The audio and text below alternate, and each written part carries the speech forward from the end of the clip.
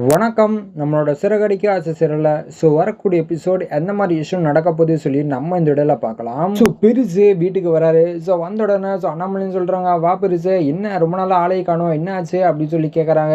அவருக்கு மூஞ்சி வேறு சரியில்லை. பாட்டுன்னு உட்காந்துருக்காரு. அப்போ அண்ணாமலை கேட்கறாங்க, பெருசு என்ன ஆச்சு, எதுவுமே பேசாம உட்காந்துருக்க, என்ன ஆச்சு அப்படின்னு சொல்லி கேட்கறாங்க. அப்போ பெருசும் எதுவுமே சொல்லாம திடீர்னு அழுவ ஆரம்பிக்கிறாரு. பெருசு என்ன ஆச்சு, இப்போ எதுக்கு அழுகுற அப்படின்னு சொல்லி கேட்கறாங்க. அப்போ விஜய் சொல்றாங்க, என்னங்க இவங்க வராதமா இப்படி அழுதுட்டு இருக்காங்க, என்னாச்சு அப்படின்னு சொல்லி விஜயா கேட்கறாங்க.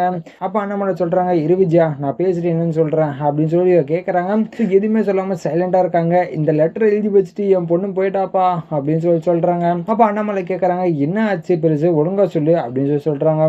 இந்த லெட்டர் எழுதி வச்சுட்டு அவனுக்கு பிடிச்சவங்க கூட போயிட்டாளா, இதுக்கு மேல என்ன தேட வேணாம் அப்படின்னு சொல்லி எழுதி வச்சிருக்காப்பா அப்படின்னு சொல்லி ரொம்ப அழுகுறாங்க. அப்ப முத்துன்னு சொல்றாங்க, பரவாயில்லப்பா விடுங்க, என்ன பண்ண முடியும் அப்படின்னு சொல்லி சொல்றாங்க. அப்ப விஜயா, இங்க இவ்வளவு பிரச்சனை நடந்துட்டு இருக்கு, அது இல்லாம இவங்களை கேலி பண்ற மாதிரி பேசுறாங்க. நல்ல வேலை மனோஜா இவங்களோட பொண்ணை தானே கல்யாணம் பண்ணி வைக்கலாம்னு நினைச்சிருந்தீங்க, நல்ல வேலை ரோஹிணி வந்தனால என் பையனோட லைஃப் இப்ப நிம்மதியா இருக்கு, நல்ல வேலைப்பா நான் தப்பிச்சிட்டேன் அப்படின்னு சொல்லி சொல்றாங்க. அப்ப முத்து சொல்றாங்க, இங்க இவ்வளவு பெரிய பிரச்சனை அவங்க பேசிட்டு இருக்காங்க, நீங்க அவங்களை கேலி பண்ணிட்டு இருக்கீங்களா அப்படின்னு சொல்லி முத்துன்னு கேட்கறாங்க. பெருசு சொல்றாங்க, விடுப்பா, என் பொண்ணு பண்ண தப்புக்கு நான் தானே பேச்சு வாங்கி ஆகணும் அப்படின்னு சொல்லி சொல்றாங்க. அண்ணாமலை, விடு பெருசு, நீ எல்லாம் கேட்டுட்டு இருக்காத, நான் முத்துவை கொண்டு போய் வீட்டுல போய் விட சொல்றேன், நீ போ பாத்துக்கலாம் அப்படின்னு சொல்லி அண்ணாமலை சொல்றாங்க. சரின்னு சொல்லி முத்துவும் கூட்டிட்டு போறாரு. இன்னொரு சைடு என்ன நடக்குது அப்படின்னு பாத்தீங்கன்னா, கவுண்டமணி பாக்குறதுக்காக ஒருத்தவங்க வராங்க.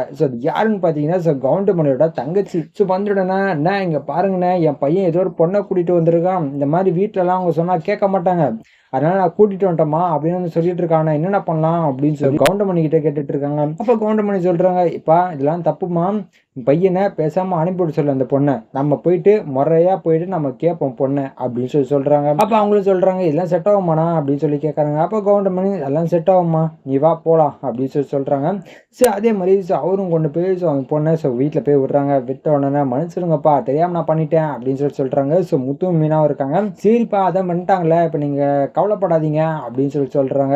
அந்த நேரத்துல என்ன பண்றாங்க அப்படின்னா, கவுண்டமணி அவன் தங்கச்சி வீட்டுக்கு போறாங்க. போன உடனே, மாமா என்ன மாமா, நீங்க தான் அவனை விட சொன்னீங்களே, நான் போய் விட்டுட்டு வந்துட்டேன், நீங்க கல்யாணம் பண்ணி வைப்பீங்கன்னு சொல்லி ஒரே காரணத்துக்காக தான் நான் கொண்டு போய் விட்டுட்டு போனேன், இப்ப என்ன பண்ண போறீங்க அப்படின்னு சொல்லி கவுண்டமணி கிட்ட கேட்கறாங்க. இப்ப கவுண்டமணி, வாப்பா நீ கவலையப்படாத, வா போய் நம்ம பொண்ணு கேட்போம் அப்படின்னு சொல்லி எல்லாருமே கூட்டிட்டு கவுண்டமணி போயிட்டு இருக்காங்க. அந்த நேரத்துல முத்துவும் மீனாவும், சரிப்பா நீங்க பாத்துக்கோங்க அப்படின்னு சொல்லி வெளில போறாங்க.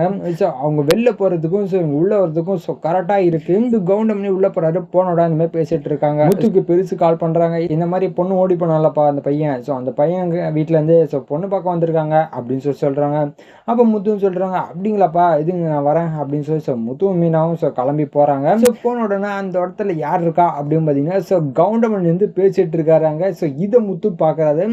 பார்த்த உடனே அவங்க ஷாக் ஆகி நின்றுட்டு இருக்காங்க. இதுக்கப்புறம் நம்ம ஒன்றுமே பண்ண முடியும், நம்ம யாருக்கும் ஏதோ பண்ணிட்டோம், அதுக்காக நம்ம ஃபேமிலி நம்ம விட்டு கொடுக்கூடாது, நம்ம இல்லை உண்மையை சொல்லிடுவோம் அப்படின்னு சொல்லி கவுண்டமணி முத்துக்கிட்ட சொல்ல வராரு. இதுக்கப்புறம் எந்த மாதிரி விஷயம் நடக்க போகுது சொல்லி நான் அடுத்த விடல உங்களுக்கு அப்டேட் பண்றேன். இது வரைக்கும் நம்ம சேனல் சப்ஸ்கிரைப் பண்ணி பக்கத்துல பெல் ஐகான் கிளிக் பண்ணி வச்சுக்கோங்க. நன்றி, வணக்கம்.